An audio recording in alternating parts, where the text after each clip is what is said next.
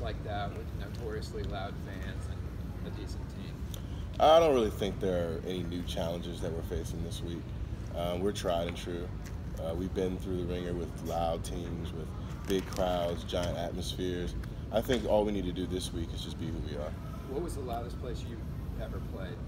Ever played? Besides this place? Besides this place, yeah, it's hard to beat this one. I think Louisville, or maybe, surprisingly, the Carrier Dome. Yep, Syracuse was pretty loud. It's because it's, it's a condensed place, but it was really loud there.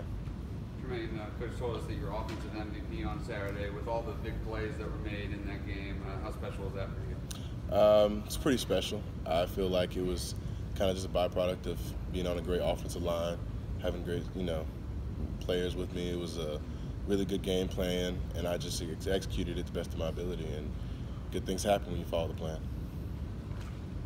How about the depth of the younger guys, not the starters? How are they coming along, and how do you feel they did on Saturday? They're coming along pretty good, actually.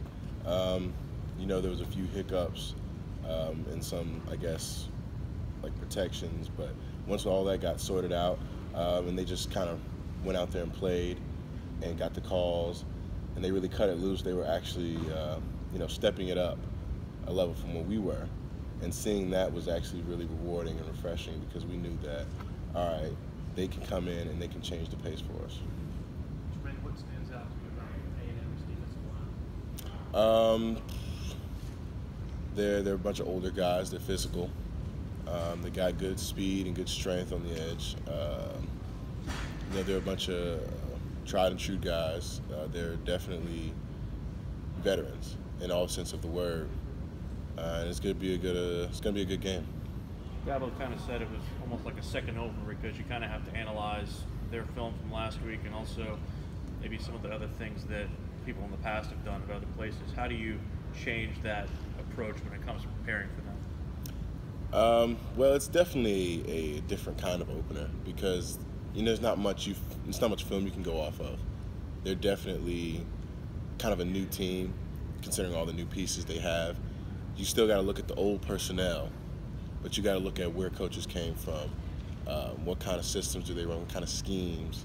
So you definitely kind of have to do your due diligence on film, and presents new sets of challenges, but again, nothing we haven't faced before. As an offensive lineman, how good does it feel to have a group of backs behind you like you do, just the depth and the talent that you have there?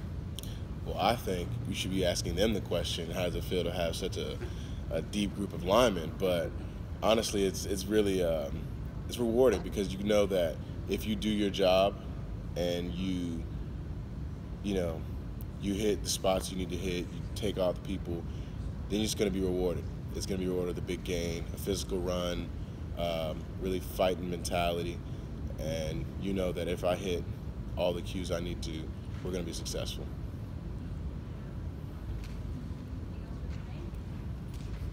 Thanks, Tremayne. Thanks, Tremayne. Thank you.